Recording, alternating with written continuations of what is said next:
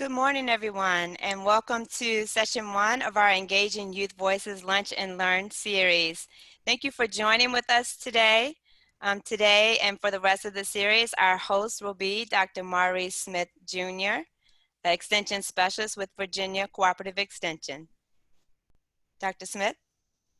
Um, Good afternoon, everyone. We're so excited that you could take part in our Engaging Youth Voices Lunch and Learn series. So we'll be focusing attention today on holding space for challenging conversations about race and racism. Our guest speakers are Dr. Kimberly Allen and Dr. Maru Gonzalez. Um, they are faculty and extension specialists in the Department of Agriculture and Human Sciences at North Carolina State University. I will not hold them no longer to have them to give more of a deeper introduction of themselves. But before we go into that, we wanted to do give a small welcome from Dr. Ray McKinney in the College of Agriculture at Virginia State University.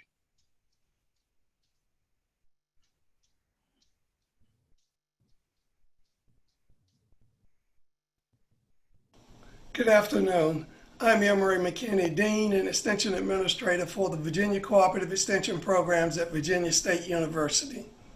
On behalf of Ed Jones, Cooperative Extension Director at Virginia Tech, and myself, we welcome you to the Virginia Cooperative Extension 4-H Lunch and Learn series, and thank you for taking time to be part of this critical dialogue to help our teens and youth cope with the events of today. Our youth are the leaders of tomorrow, challenged with understanding a community and world they did not create, but must help move forward. Understanding their feelings and emotions is critical in helping them heal. Also, in helping all of us, our communities, to better understand their challenges and the value and beauty of differences. Young people are far wiser than we give them credit for, and probably more resilient than most of us. As I say often, if we want to have positive and responsible adults, we must begin with positive, responsible youth. The journey to empower and inspire our youth begins today with all of you, all of us.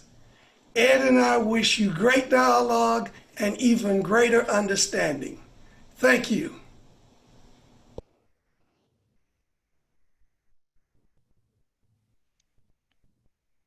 We want to thank Dr. Ray McKinney for his wonderful welcome.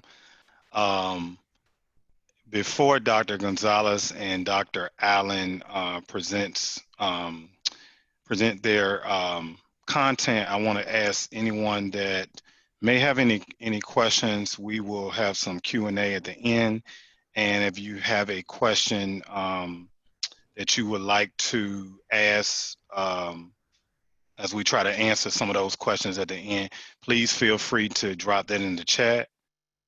And enjoy your lunch and learn.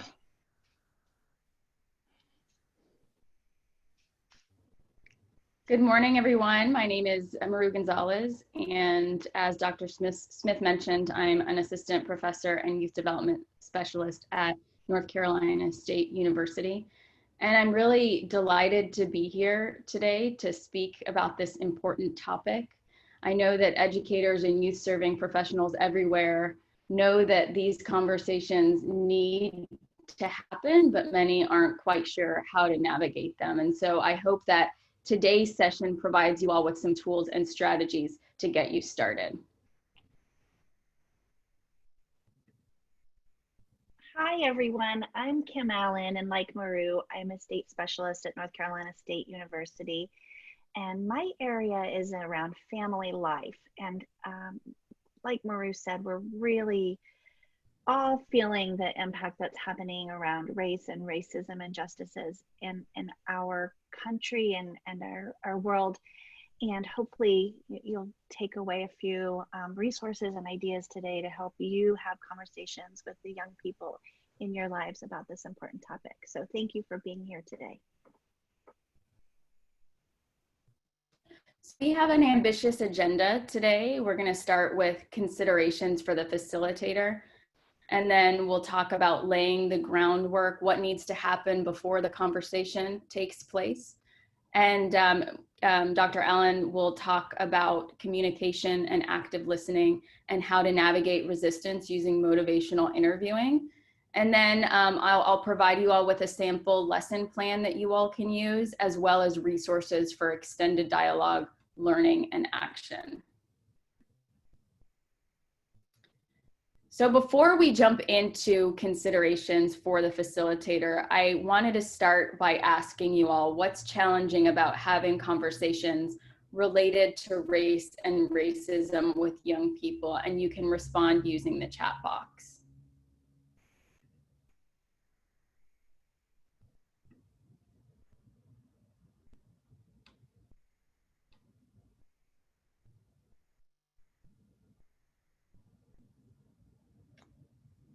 So Yolanda Daniels said this is a sensitive issue. I'm also saying setting your own emotions aside. It can be emotional for the facilitator as well to have these conversations.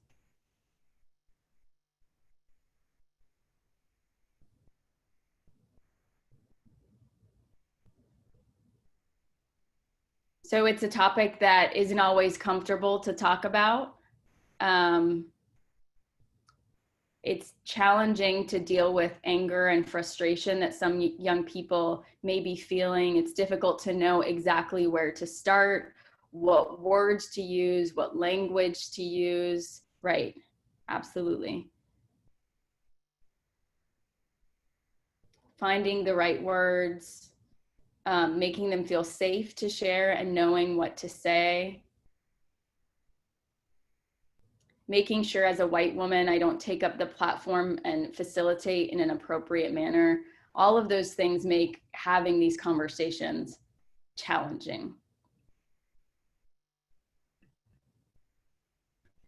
But why is it important to have such conversations with young people, despite the challenges that we may face?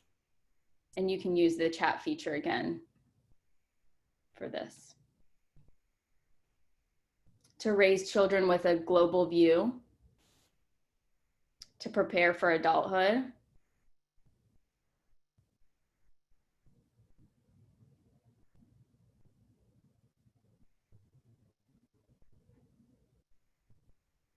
anything else? To empower young people. Youth voice is powerful and can impact change. To model to our children how to discuss these topics, to help them gain empathy, to give them a positive role model, to provide a safe environment for them to know that their voice matters.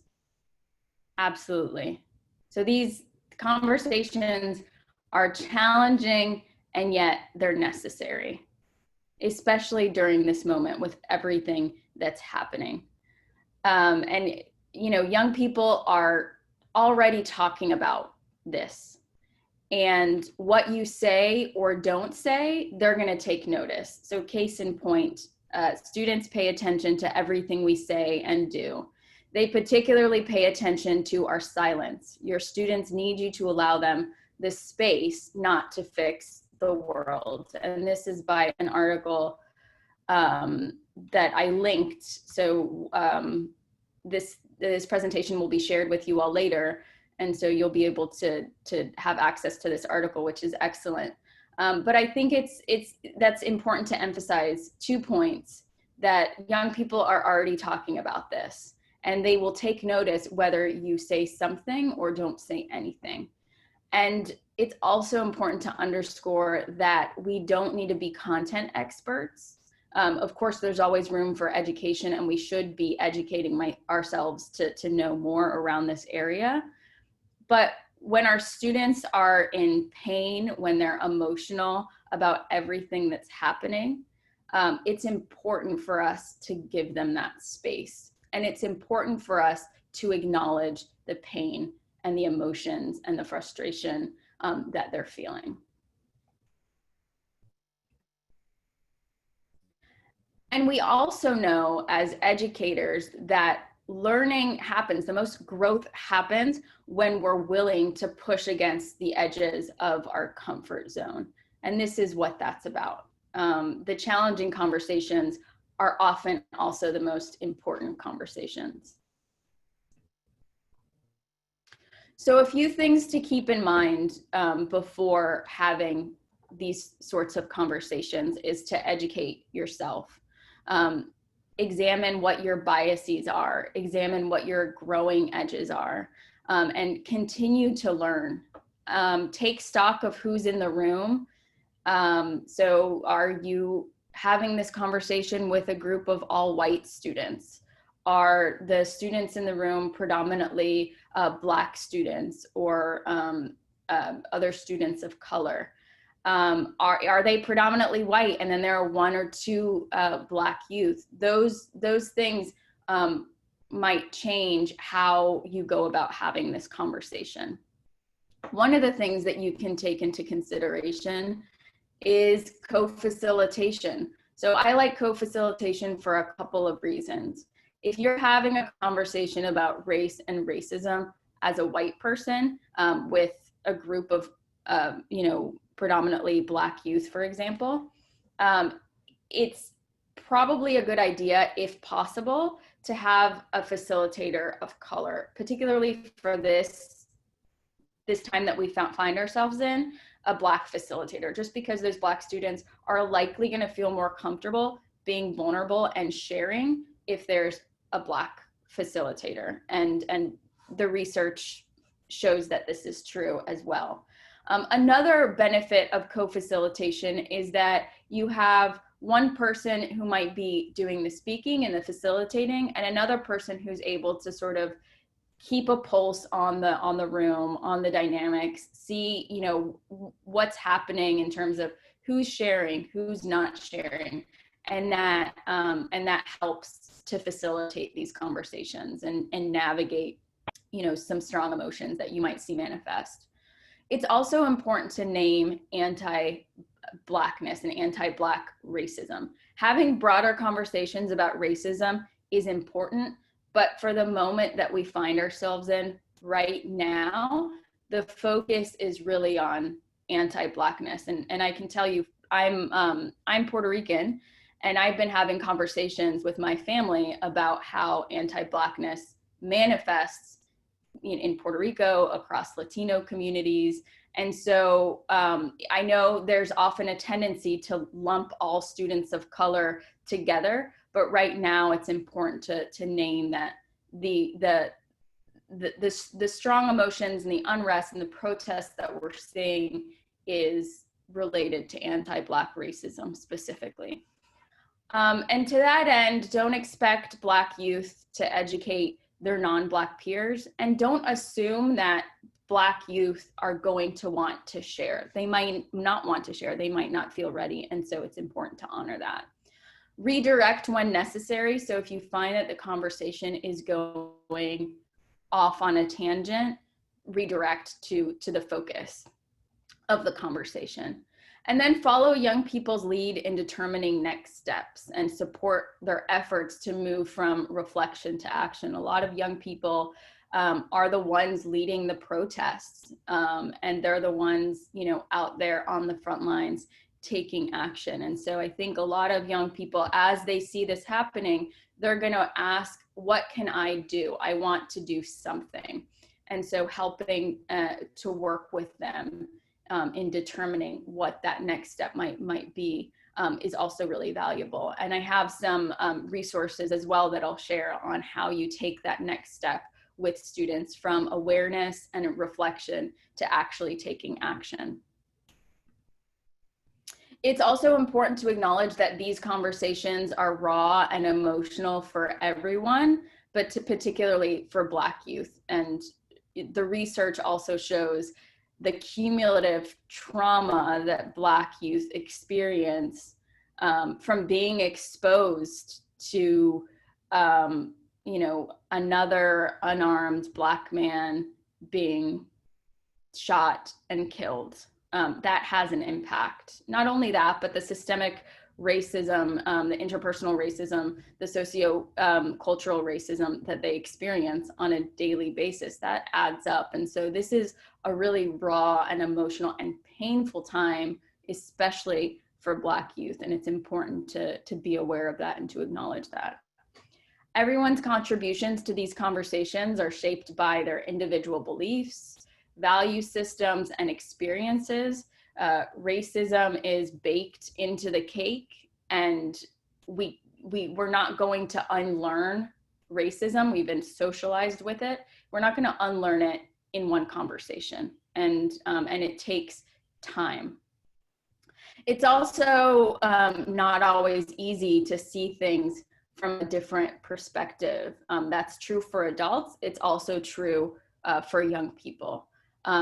So being patient in that regard is also essential when having these conversations. And finally, young people will be at different levels of awareness and understanding about race and racism, as we all are. So acknowledging that some people are further along than others. So now I want to talk a little bit about cultivating brave spaces for challenging conversations. And I use the word brave instead of safe intentionally. There's a lot of stuff out there about creating safe spaces, which is important, but we can't guarantee safety. We don't know what someone in the group is going to say, and someone can say something that makes a student, a young person in that group, feel unsafe. And so using the word brave instead is really about cultivating a space where where young people, where the adult facilitators can feel brave to be vulnerable and to share how they're feeling and to lean into discomfort as they're having these conversations. And so part of that is starting with establishing community agreements and asking young people, what do they need to have these conversations in a way that's honest and respectful? And based on that question, they can generate a list of community agreements that help guide the dialogue.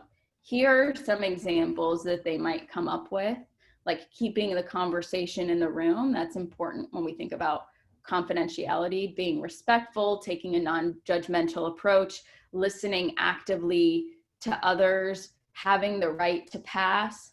And so they can generate a list of community agreements. And then if there's something that's missing that you think is important, then you can suggest it. For example, using I statements, I think is something that's very important, so that when you're talking about your experiences, they're your experiences and your feelings, and you're not speaking on behalf of an entire group. I think it's also important to emphasize dialogue. And so I wanted to ask you all again, what's the difference between dialogue and debate?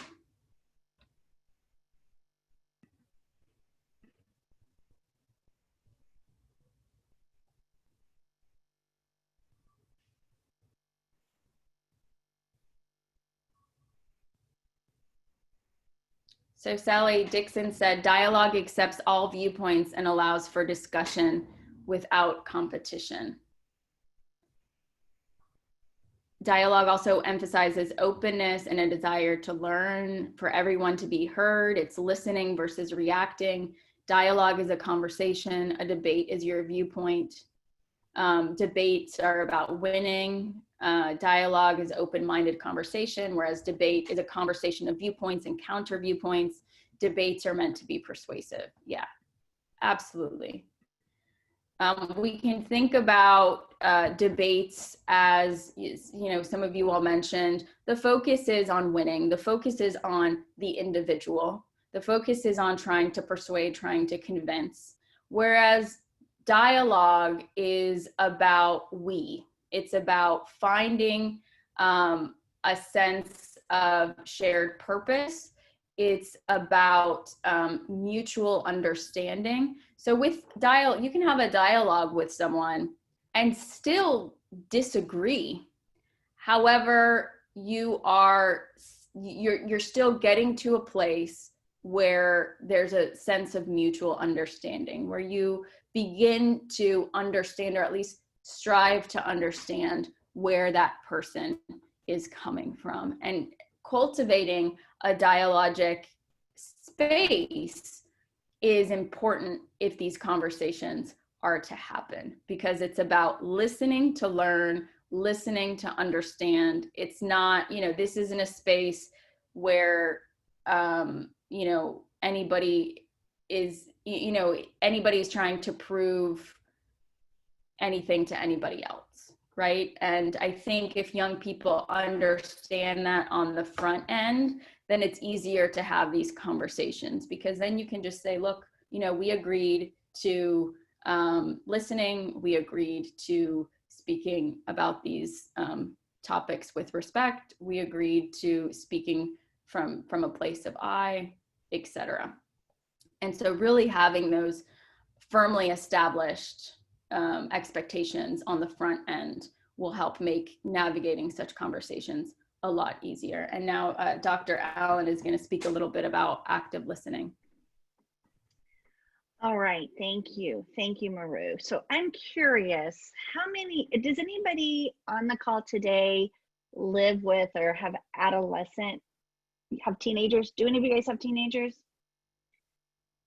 Yeah, okay. So those of you who have teenagers, I'm curious if you'll relate to this story. So I have two teenagers. I have a 19 and a 16-year-old. And yesterday was the strike for Black Lives in academia. So I had made a commitment that I was going to spend the day reading about racial injustice. And I had an audio book, So You Want to Talk About Race, which is actually on our list. It's excellent. It's by Ijoma Oluo. And so my teenagers each had something they needed to do outside of Raleigh. My 16-year-old's best friend's dad is in the hospital, so she had been with us. We needed to drive her to Rocky Mount, which is an hour away. And my 19-year-old needed to go to the orthodontist in Pembroke, which is about 2 hours away. So it was about a 6-hour day in the car. And I said, I would be happy to drive everyone on, but I'm going to be listening to this book. And I invited them to listen to the book with me. In that book, there is a great deal of fantastic information, very specific, how to have the conversations about race.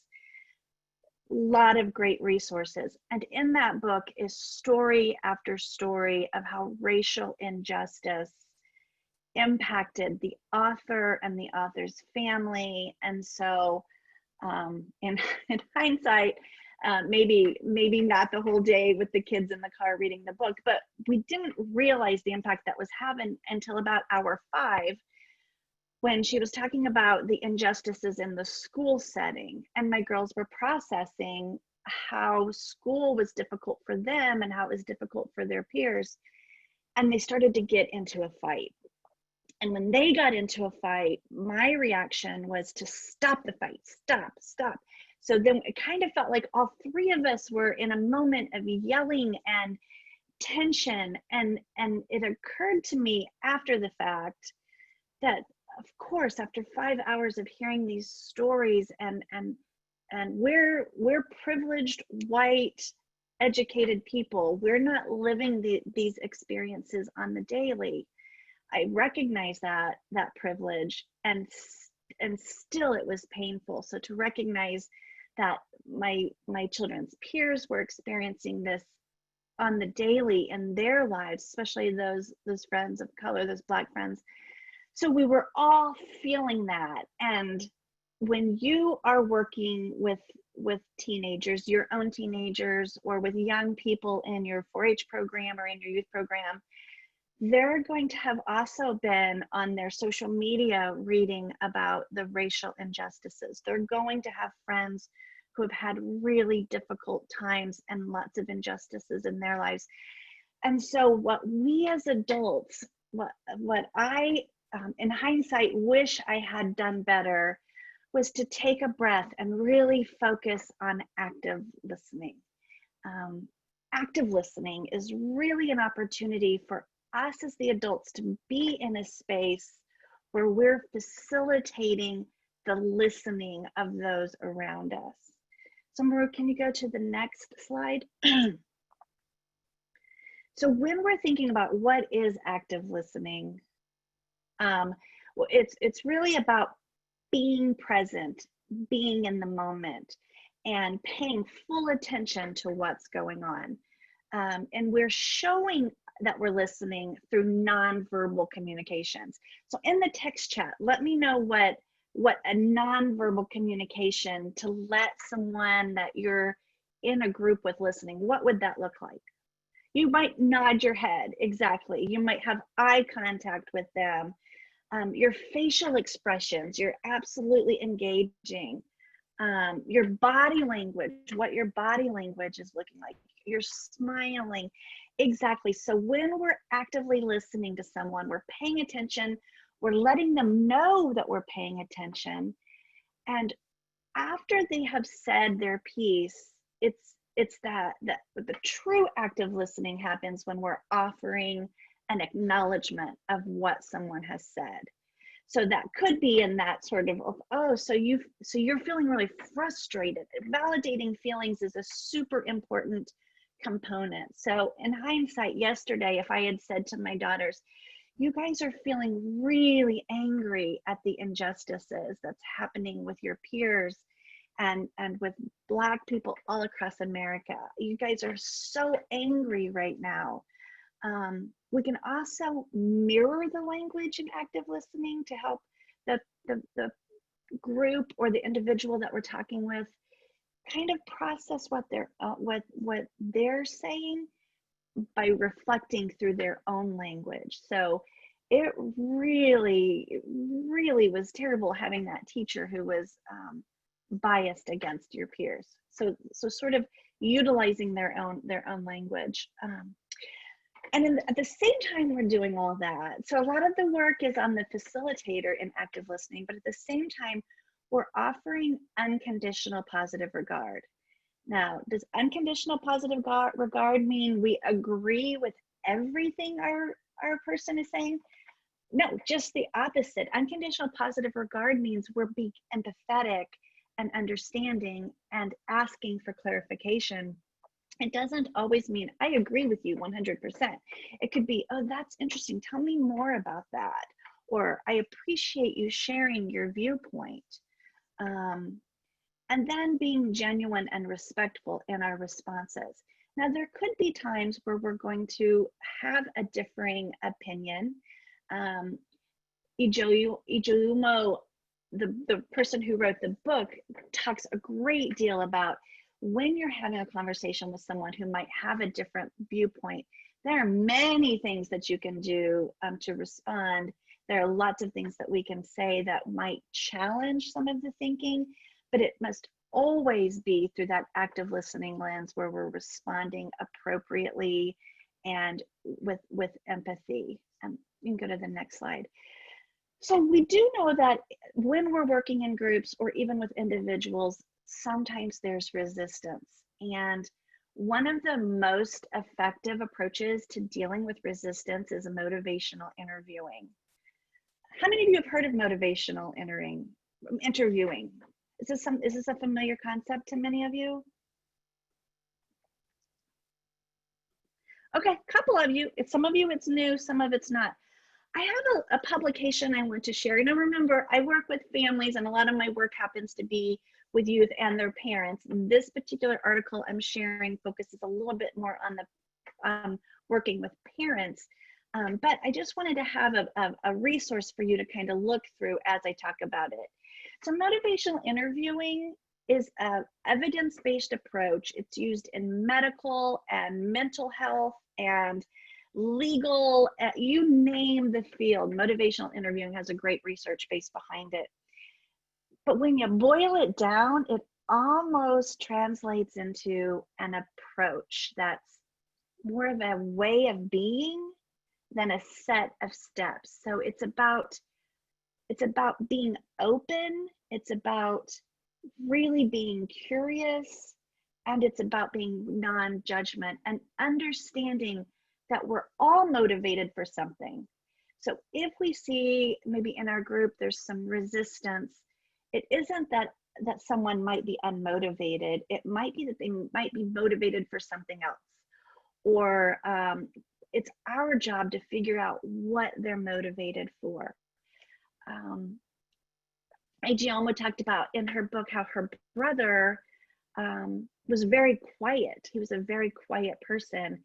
And often he was a Black boy in a white school. And because he was very quiet, there were a lot of assumptions about him. But what it was is, if the adults had taken a step back and looked at what he was motivated for, it might have helped him when they just saw him as resistant and not wanting to learn. Okay, you can go on. So how do we do that? How do we use motivational interviewing? Well, this could be a whole semester course. So I'm kind of pulling it down into one slide, but it's the ORs and the REDs. And I think the ORs are probably going to be really familiar to you. And especially if any of you have had my coaching classes, you're going to be like, oh yeah, I remember this. But open-ended questions. Open-ended questions give the young people that we're working with a chance to process what it is that they're thinking about. The yes/no questions are less about exploration. So using those open-ended questions help with explorations. Also the affirmations, if we're supporting as our young people are talking to us and we're affirming what they're saying, we're being encouraging, then that's helpful.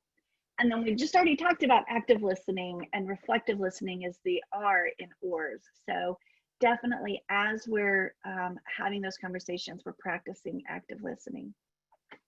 But then there's the REDs. The REDs, I think, are newer, and they are roll with resistance. What does that mean? That means if someone is resistant to what's happening, or maybe not on board with the other members of the group, this idea is that as a motivational interviewer, we would not like push that on them. We wouldn't force that. We would roll with that resistance. It's really this idea of avoiding confrontation, avoiding sort of making that person feel uncomfortable. You just kind of roll with it. And instead you express empathy. I think empathy has become pretty popular. Brene Brown has really helped us, I think, as a culture. Many others have talked about it, but really it's that idea of understanding the perspective of the people in the room. And if we're all careful about sharing our perspectives, then that could be a way to show empathy. There's also this idea of developing discrepancy. And what does that look like? Well, it's pointing out, but in a gentle way, in a non-confrontational way, if someone's values and beliefs are incongruent with their actions. And sometimes that can be maybe more for a developed relationship than in a one-time discussion. But it really is about helping the young person, hear the ambivalence, the difference between what they're saying and what they're doing. And then finally, that idea of self-efficacy, helping the young people we're with believe that they can make the change, or that they can do the thing it is that they want to do. So supporting self-efficacy, helping them build confidence, especially if we're talking about youth action and youth activity, to help them have that confidence.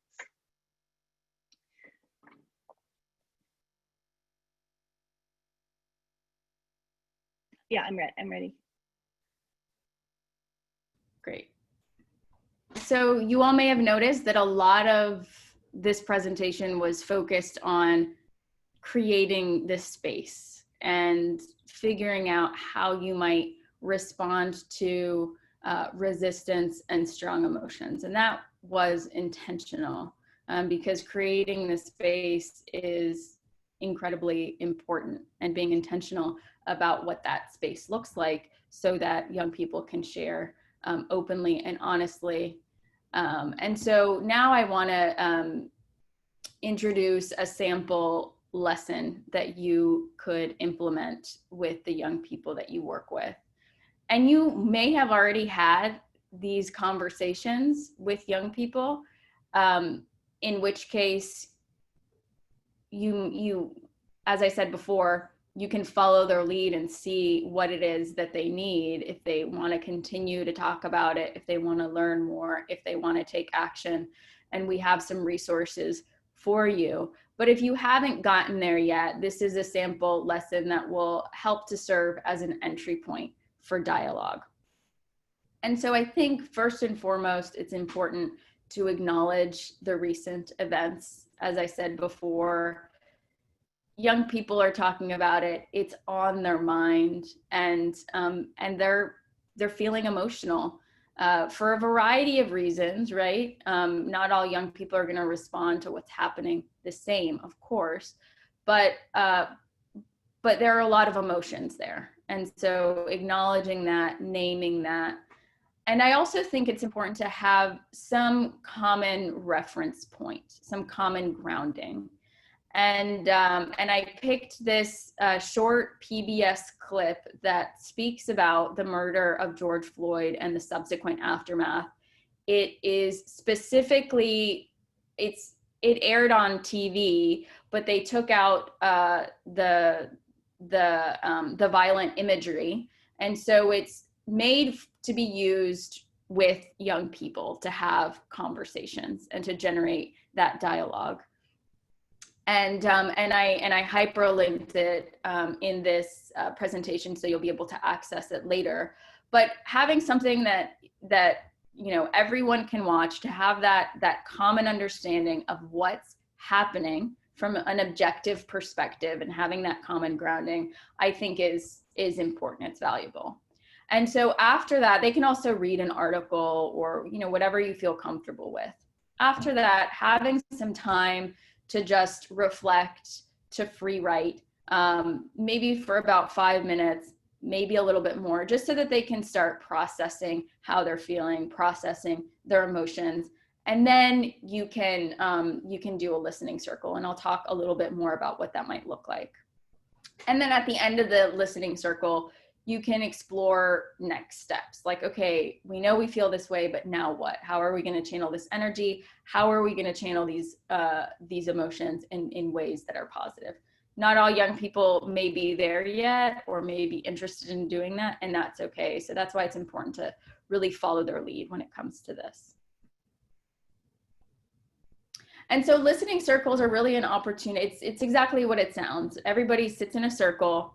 And every person in that circle has an opportunity to participate or not to participate. And so before you begin, and some people, when they do listening circles, they have something that they hold and they pass it around the circle. So you can do it however feels comfortable for you. But a couple of things to keep in mind beforehand are to reiterate the community agreements, including and especially the importance of using I statements and maintaining confidentiality, reiterating, this idea of dialogue, about mutual understanding. And then finally, letting the young people know that they can share however much they want.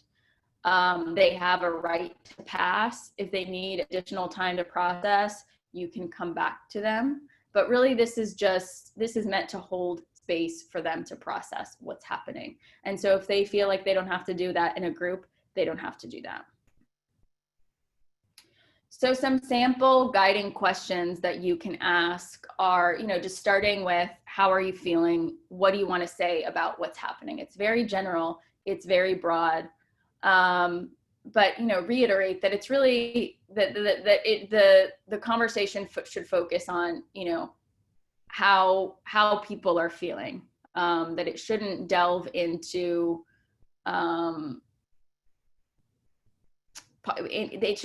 politics too much, or how people how each person feels about one policy or another, but it's really more about like, how are you feeling? What do you want to say about what's happening? Because otherwise it could then derail into more of a debate, and that's not what we want here. And then the second question can be something like, racism is not new, yet we find ourselves in a moment of continued protest in which people are taking to the streets and demanding change. What do you think has contributed to this sense of urgency? And then the final question can be, and again, it depends on where your students are at, and throughout this process, you know, you can use probing questions. These are just a sampling of potential questions that can be asked. And then ending on something like, how do we build on the urgency of this moment to move toward action, both individually and collectively? It's important to end on that note of like, yes, what's happening is difficult and it's challenging and it's emotional, but we can channel this energy in a way that makes a positive difference. And so if you're getting this sense that the students that you work with are there, then I think that's an important note to end on. There are also some strategies that you can use, and this comes from Teaching Tolerance. Teaching Tolerance is an organization that has an abundance of lesson plans related not to just discussing race and racism, but they do a lot around social justice issues in general. And this is a resource that they have that's specific to discussing race and racism with students and with young people. And so we have that also listed in the list of resources. But it's also important, I mean, you know the young people that you work with better than anyone. So you know, beforehand, it might be a good idea to think about how certain people might respond, and to anticipate potentially young people responding with strong emotions. And so there are a few strategies that this resource lays out to how to respond to certain emotions, and then what your plan might be. So there are some strategies that you can use in the moment. So if you see that there is a young person who's expressing pain and suffering and anger, it's important to check in with them, to model the tone of voice that you expect from students. And I would also add to this that it's valuable to highlight the importance of self-care. So if students are feeling emotional or if they're feeling triggered in any way and they need to leave the room, then I think they should have the option of doing that. And so, you know, thinking about, okay, let me anticipate how students might respond and how might I respond to that emotion. And so these are just some strategies. They also talk about blame and guilt. Guilt is something that a lot of adults and young people are feeling, especially white young people and white adults, this sense of like, as a white person, I'm contributing in some way to the oppression of Black people and people of color. And so it's important to reiterate that we were born into a system that privileges certain social identities and certain social groups over others. And so no one is at fault for those systems being in place because, as I said before, they're baked into the cake. And so the focus should instead be on, now that you recognize that, what actions are you going to take moving forward to try and mitigate that? Shame is also a common emotion, as are confusion and denial. And so, so this resource offers some strategies, but again, you know your students, the young people that you work with, better than anyone. And so anticipate how some of them might respond and what you know, what your plan might be if those things happen. And using some of the strategies that Dr. Allen mentioned as well will help ensure that these conversations are positive, productive, and healing ultimately. And so finally, you know, the hope is that the conversation that you have isn't the only conversation, that it's an entry point for talking about these issues, And so there are a lot of really great resources out there to extend the dialogue, to extend the learning around issues of race and racism, and to take action. And teaching tolerance is one that I've mentioned.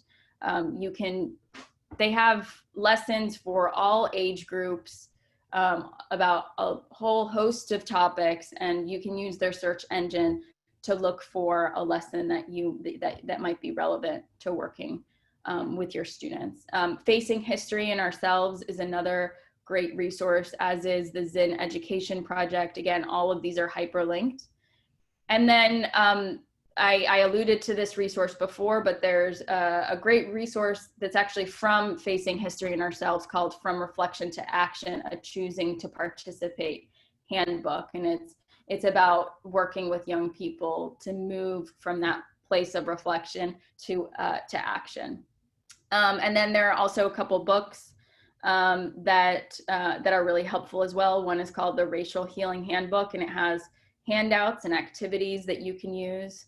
And the other one is So You Want to Talk About Race, and that's the one that Dr. Allen mentioned. There are reflections and notes online, so you can check those out too. I found them to be very helpful. So those are a few. There are a lot more online, but we didn't want to overwhelm you with resources, as I know, I sent a lot of resources out last week. I don't know if folks got those, but it's easy to get overwhelmed with resources and then not know where to start. And so having a few that are really great, I think can sometimes be more helpful because you know where to go and where to start. So that is it on our end. We wanted to open it up for any questions that you all might have.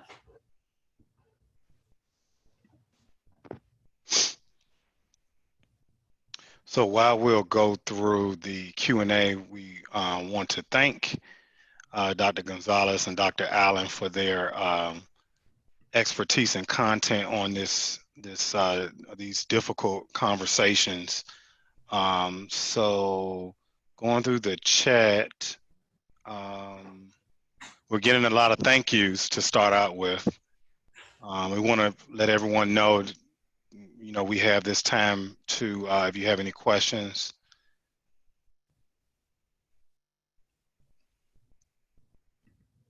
And as well, Dr. Kim loaded in the chat some of the resources that you all can utilize as well. One of the questions, how to start the conversation or what to say to begin. Do you want to take that, Dr. Allen, or do you want me to speak to it? You go ahead and then I'll add if I have anything. Okay, great. I find that, as I laid out in the sample lesson plan, it helps to just acknowledge what's happening, to just say this has been a really tough couple of weeks, and it's hard, and there is a lot of emotion. And so that just starting with that sense of acknowledgement, that sense of validation, the naming that what's happening, that it's impacting you as the adult, as the facilitator, and that it's having an impact on the young people that you work with. Just even that acknowledgement, and then moving into holding the space is important, and it's validating for young people. I don't know if you wanted to add anything else, Dr. Allen. No, I think that's right on. I think that sometimes it's nice to also, one of the first questions when I'm working with a group of youth is to put it back on them. How do you want this group to be? And I think you can come up with a list of rules, but I think it's even more impactful for the students to say, well, I want this to be a place that's brave, or a place I want to make sure nobody's going to go out and say anything. So kind of establishing some norms. acknowledging the reality and kind of setting up the conversation for success by going over some rules and letting them come up with expectations can also be helpful. Awesome. One of the questions was this recorded? Yes, it was, and they'd be love to share this with others if possible on this lunch and learn session. Another question: how do you help Black children that are so emotional, overwhelmed to open up? You can see they are struggling but don't want to open up. Yeah, well, I think the first thing to keep it a safe place is to never force it. If you think back to some of the motivational interviewing techniques, I think really just showing a lot of empathy and recognizing, I think especially if the facilitator is not Black, recognizing that it might take more than a couple of words or a moment to establish that trust. So just reassuring that in their time when they're ready, you're there and willing to listen, but not forcing it, affirming and letting them know that where they are is perfectly okay. I think what I've been reading a lot about and would love to know what those of you on the panel think, but it seems like right now the racial injustices are it's really, really overwhelming. It's a lot of emotion, a lot of heavy hearts in the Black community, and I think I don't know, someone from that community might speak more to that, but just recognizing that it's okay. It's okay to not be ready to talk. It's okay to, for many reasons, if that young person isn't ready, that's okay. But still, they need to be welcomed and loved. But I don't know, Maurice, Tanya, do you, Chris, Maru, anybody else have anything? I think you landed on some of those topic or golden nugget areas on active listening and debate and dialogue, and that kind of lends a little bit with the African American youth being able to really listen. You can kind of dictate on whether to carry on conversations or just have a sound mind to just be there and be present. You know, in 4-H youth development, mentoring, that expands out too. We just think it's just that mentoring. Mentoring has different components as well. And not getting into more of a debate, but more of a dialogue and being able to position yourself to understand where that child is mentally and expressing, you know, what's going on, the feelings, and then being able to take it from there. Another Yeah. question. Oh, you go ahead. No, I was just going to briefly add that depending on your relationship with that young person, it might even be warranted to check in with them beforehand. If you've already established that rapport, then, you know, sending them a quick email or, you know, whatever that dynamic looks like in terms of communication, just to say, you know, no response needed, but I just want to let you know that I'm thinking of you. And if you need anything, you know, I'm here to support you. That can be really validating too for the Black students that you work with. I think that's so good. I heard those of us in North Carolina, we had a town hall, and one of our Black colleagues said, now is the time to check in. Yes. With your Black friends, your Black colleagues. If you have a Black youth in your life, now is the time to just make sure they're okay. Let them know you're thinking about them. So we had another question. Do you have any particular insights for interracial families, either through marriage, adoption, etc.?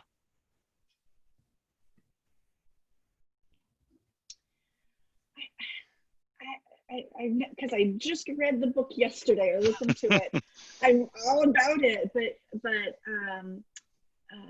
in her book, she talks about how her mom is white, and it wasn't until she was 34 years old that she was able to have a real conversation about race with her mom. And I think that kind of lends to it's about the lived experience for blended families to just recognize that our lived experience is going to be really different than our family members' lived experience if they are a family member of color. So I think we always boil down to, it just goes back to just building that relationship and finding the resources to help you get through those conversations. And I think that for many mixed race youth, even though they might have one parent who's white or one parent who's Black, typically, I know former President Barack Obama used to talk about this all the time. Yes, he was biracial, but the world saw him as a Black man.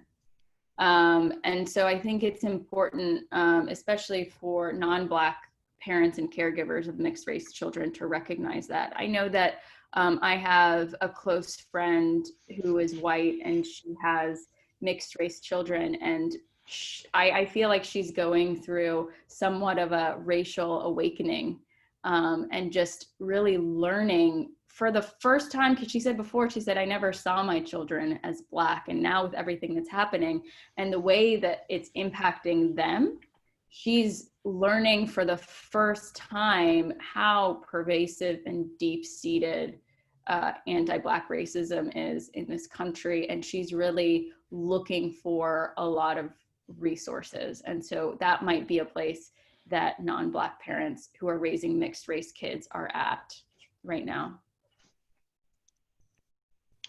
And our last question, in a dialogue, some students get upset if you say Black and some if you say African American. In the circle, what would be the best way to address? Well, I don't know if any of the panelists who are Black might want to speak to that. I have my own perspectives, but I don't know. That might be something better for you all to respond to.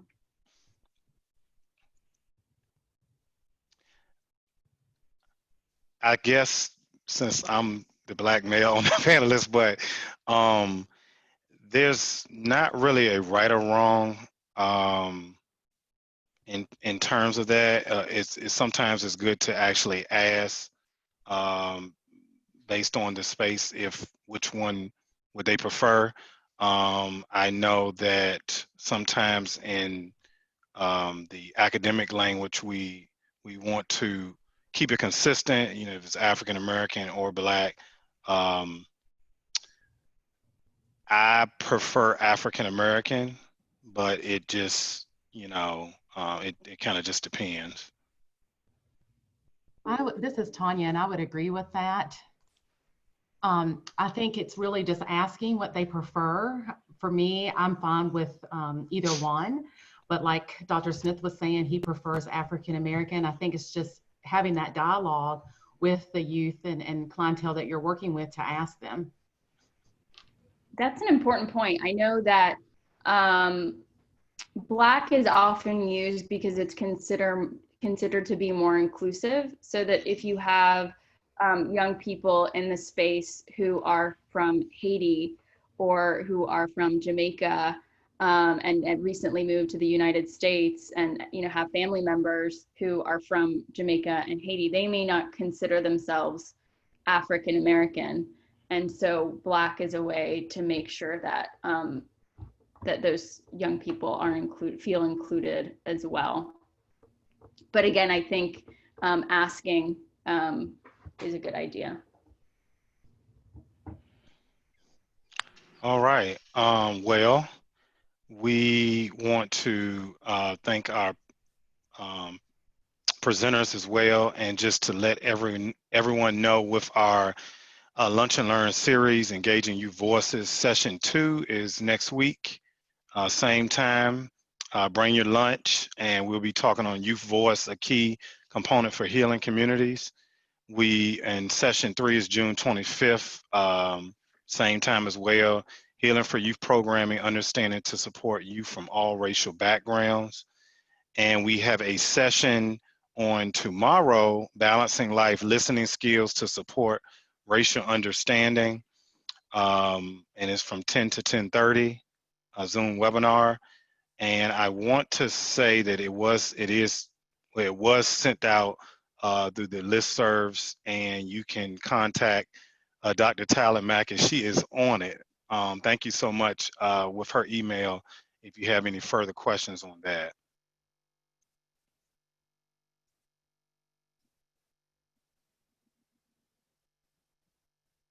Thank you all so much, and have a great day. Thanks all. Have a great day. Thanks. Have a great day, everyone.